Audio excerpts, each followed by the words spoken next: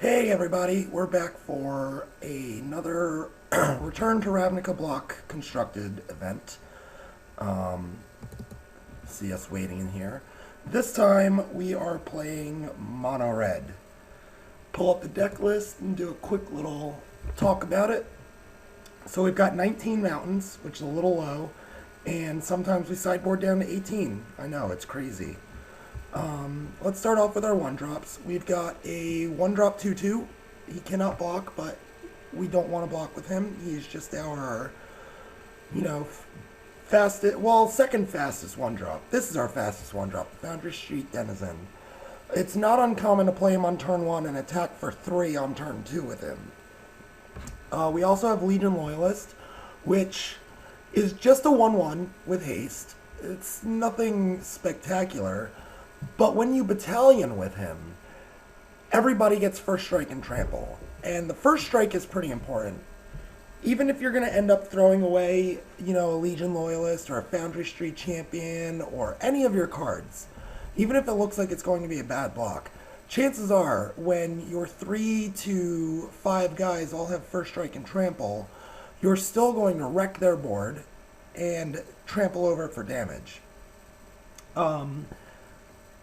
I think it's fine to trade, let's say, 2 guys for 1 guy, because generally speaking, you're going to have 3 to 5 or 6 guys, and they're going to have 1 to 3 guys at most. I would like to preface this content with saying I've only played a handful of matches in the tournament practice room. This is my first event with the deck, and I'm sure that I'm not going to play it as optimally as I could if I had practiced a little bit more. So we've got the Cacklers, we've got the Foundry Street Denizens, and we've got the Legion Loyalists. These are our pressure, and I've found it very hard to keep a hand that does not contain at least one of these cards in it. Moving up to 2-drops, we've got 16 2-drops. We've got Firefish Striker, 2/1 for 2, not the most impressive stats. But when you battalion with him, he can take a guy out of the blocking equation on your opponent's side, which is pretty important. You go turn 1, 1-drop, turn 2, 2 2-drops, or 2 1-drops, turn 3, a 2-drop and a 1-drop, or what have you, and you swing in with this striker, all of a sudden, their brick wall that they thought they had isn't sitting there, and now they need to resolve another guy or get rid of your Firefish Striker. Sometimes you may find yourself building up a pretty impressive board and not attacking with it because you can't get through, or because you only have the 1 Firefish Striker and you need to be able to attack 2 times for the win. This guy is pretty important. We've got 4 Gorehouse Chainwalkers, which are just big guys, 3 2s for 2. They can't block, but we don't really care about that. We've got Burning Tree Shaman, which helps us. I really believe that this is the card that makes this deck work. Without this card, you would just have average curve outs. But with this card, you can go, let's say we're living the dream scenario, and we go turn 1 Foundry Street Denizen, turn 2 Burning Tree Emissary, and Firefish Striker.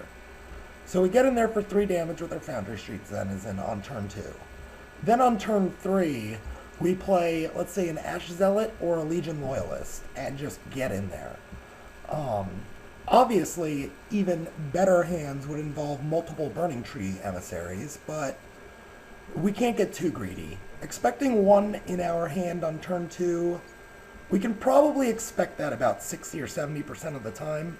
Expecting 2 and another 2-drop or a 1-drop to use up the red mana is getting a little bit greedy. Although we do only have 19 mountains and 32 creatures, so it is a possibility. We've got Ash Zealot, who may as well just read First Strike Haste, because there is no way to play cards from your graveyard in this format. And just having First Strike and Haste is pretty important on this little lady. Then we've got a playset of Boros Reckoners, who, believe it or not, I've been sideboarding out a lot because they have a 3 casting cost. They are pretty excellent, though, especially against the decks that also have a good amount of creatures and want to gum up the combat with creature-on-creature violence.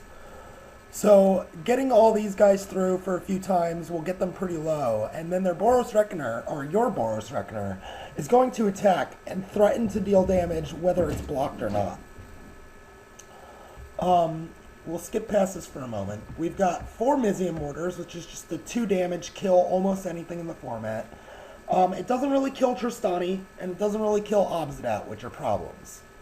Tristani can probably win the game if he sits on the board for more than a turn or two, and Obsidat can help turn the game around. I know from my experiences playing the green-white-black rock deck just how good those 2 creatures are against this archetype. However, those 2 creatures both cost 4 colored mana, and the Obsidat also has a colorless in it. They don't always get to turn 5. They don't always get to double green, double white for Tristani, or double white, double black for Obsidat.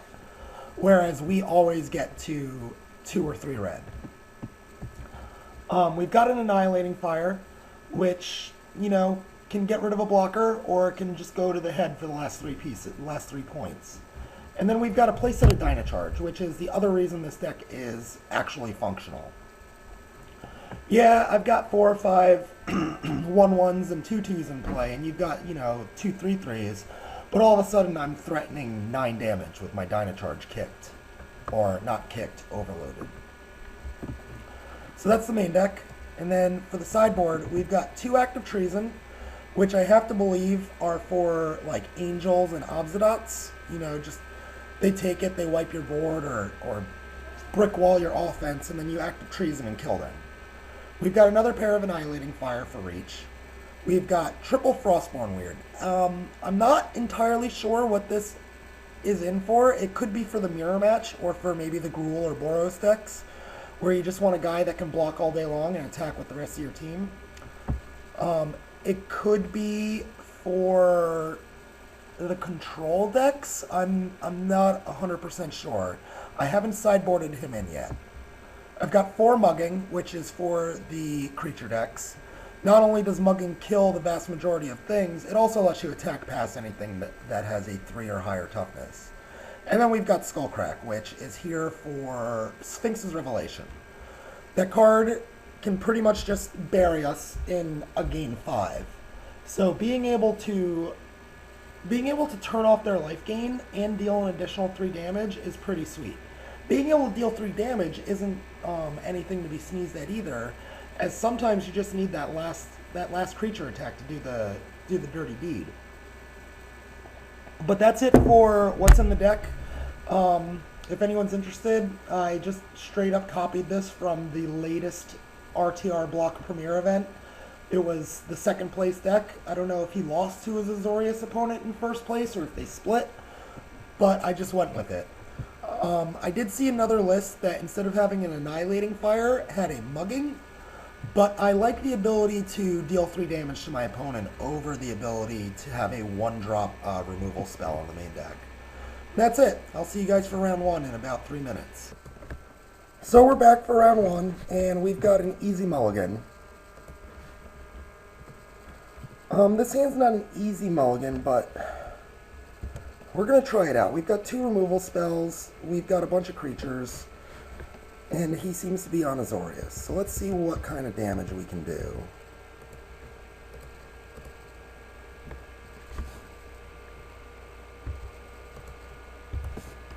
Drawing a 2-drop, okay, not the best.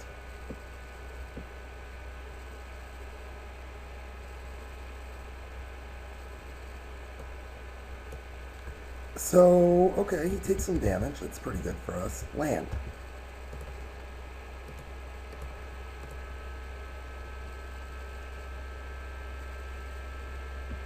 Syncopate for 1? That's fine. We're just going to attack again. And so, it looks like we're up against an Esper opponent where these Mizium Mortars aren't going to do a whole lot. He does want to take lots of damage, though, which is fine for us. We're going to Mizium Mortars that guy. And the fact that he played that, he probably does have Supreme Verdicts in his deck, but we're gonna jam out this Legion Loyalist anyway.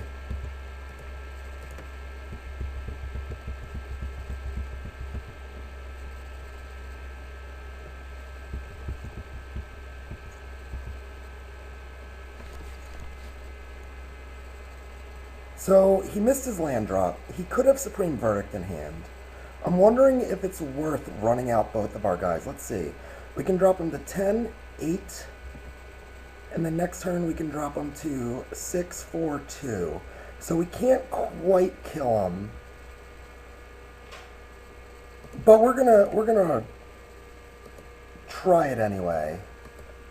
He could have a cancel or a psychic strike.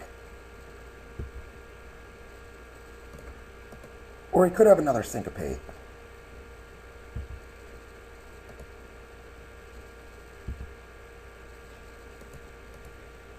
And we attack him down to 8 or less if he has a combat trick.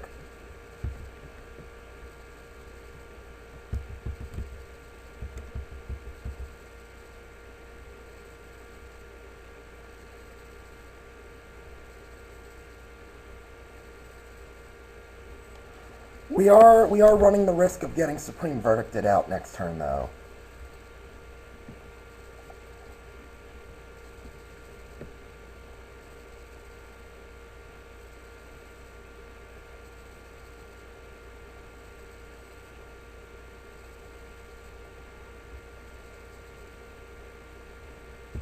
Oh no, he just takes all of it. Okay, so we're gonna cross our fingers and hope he doesn't have a land. And oh, well, let's go for it.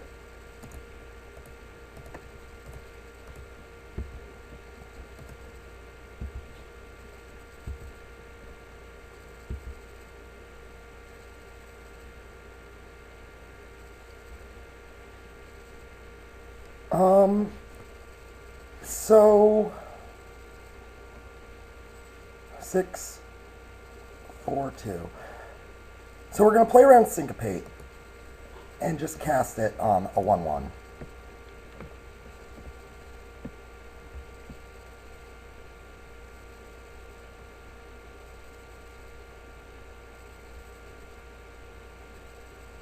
And he does have a Psychic Strike, so we get him down to 2. And we're just going to see what happens here. It could be game over, or it could be game over. Alright. Game over in our favor. So we're playing against Esper. And the way that I've been sideboarding against these control decks is I've been taking out my Boros Reckoners and adding the Skullcracks in their spots.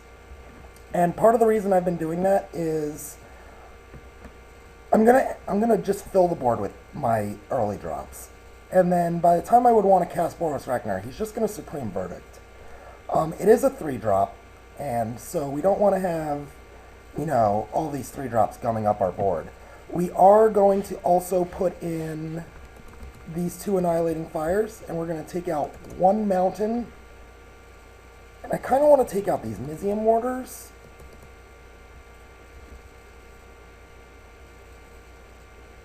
For the 2 active treasons. And then maybe we'll put this mountain back in, since now we have 5 3-drops.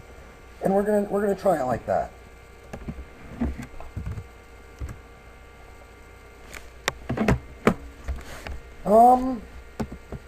So this hand isn't the best. It's not really the worst either. We've got a couple of 1-drops. I think we're on the draw. We're going to keep it.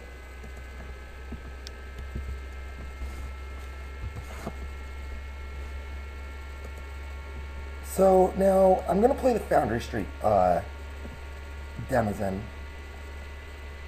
It's going to give us a little bit more damage.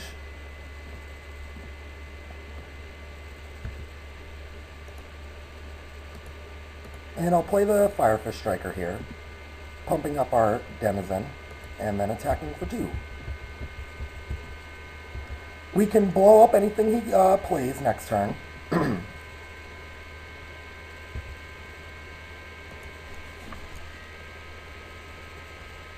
So now the question here is,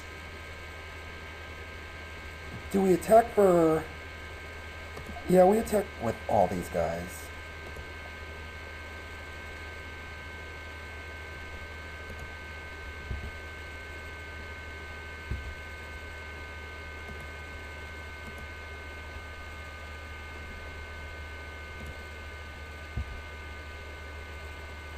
And I think we're gonna Dynacharge now.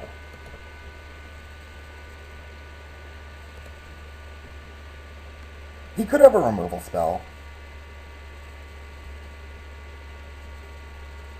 We do have 6 points of burn in our hand as well.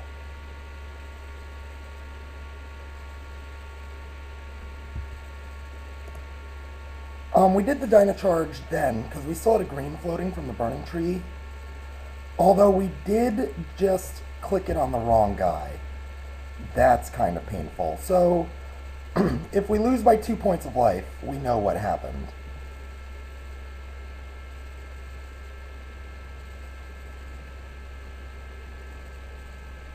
And here comes the Supreme Verdict.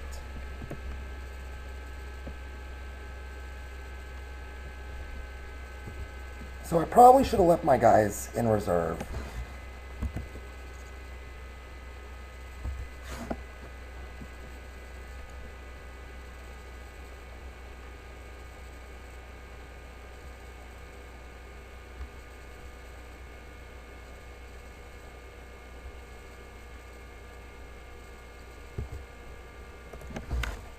And now we draw a bunch of land. So even if we hadn't have made that Dynacharge mistake, we probably should not have just thrown all of our men out. And drawing 4 straight lands doesn't really help either.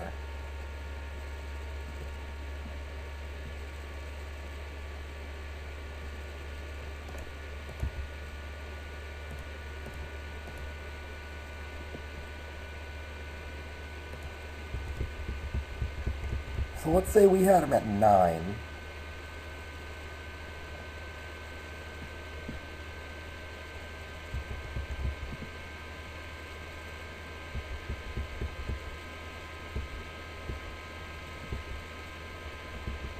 Oh, good. Well, we got a land.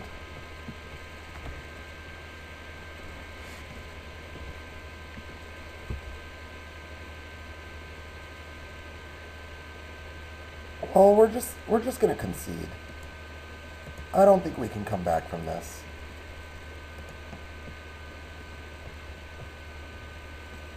And we will submit.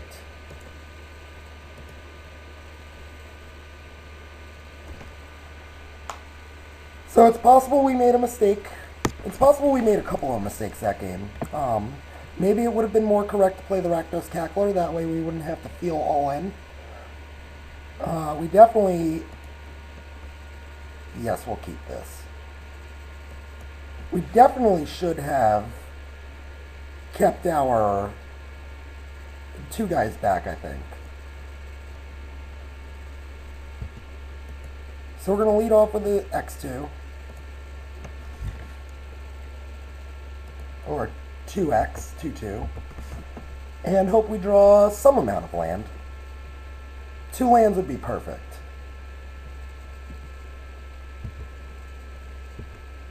Oh, no! I did it again, guys. I missed the point of damage. Oh well.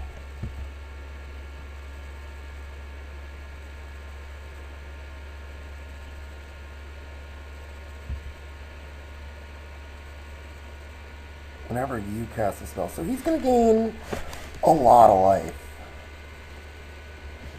I'm going to guess he's going to pick blue and white.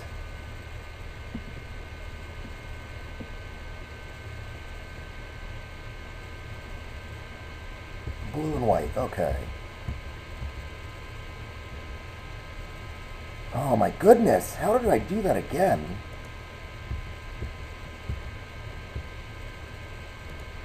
Well, alright, so we've lost 2 points of damage. I apologize for the people at home. It's early in the morning for Mr. Whiffy Penguin, and I haven't had a whole lot of practice playing this deck, but that's not really, you know, relevant. Okay, so I would have had him on 15.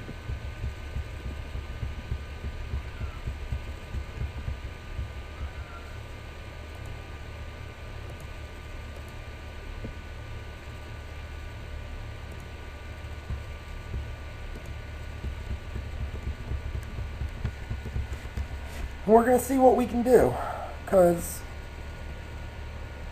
oh 4 mana. What's he casting? Jace.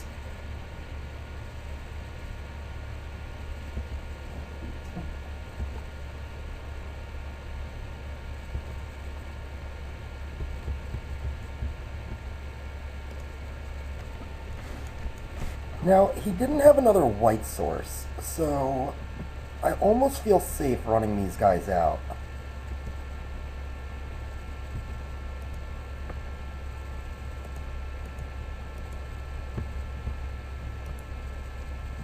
It's entirely possible he Supreme Verdicts us out of the game on his next turn, but if he doesn't, we're in pretty great shape.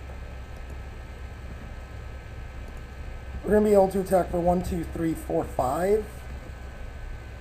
And then lethal if our Dynacharge goes off. And now we have a Skullcrack.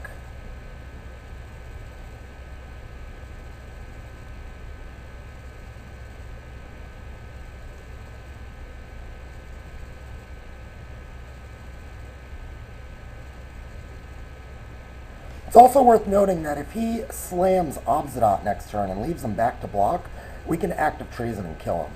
Also Skullcrack to stop him from gaining the 3 life.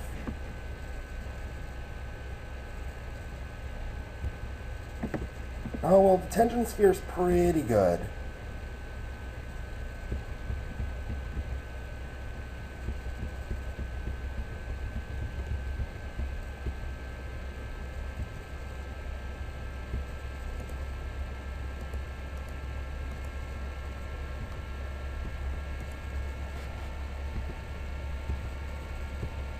I think we're going to leave the Firefish Striker in our hand.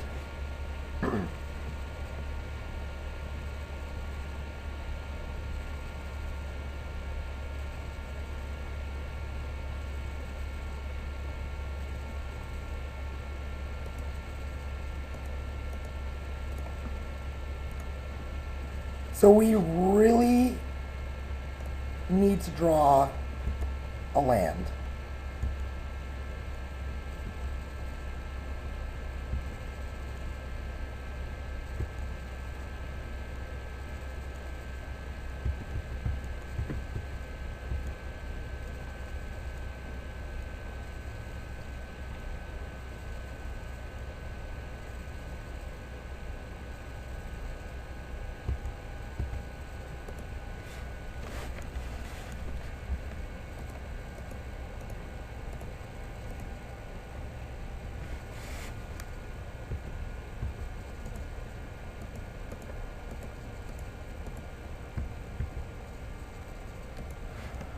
And unfortunately for us, we've lost this game at this point because we lost 2 points of damage that we could have used to kill him.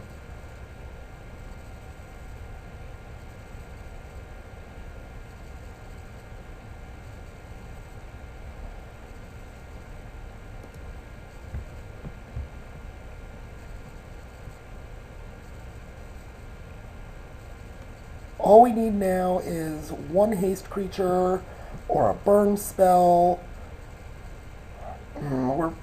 I really wish that I hadn't have messed up with my Legion loyalists. People at home are probably like, oh, this is the worst game of Magic I've ever seen. I'm not watching any of the other videos.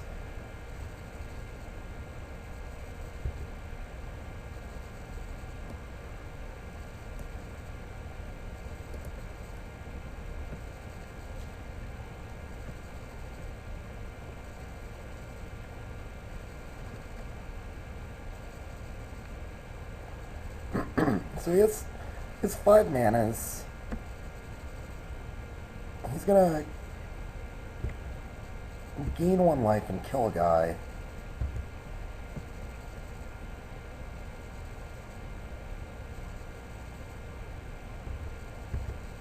And I'm pretty sure we're just out of the game now. Which is unfortunate because we definitely did it to ourselves not attacking with our Legion loyalists.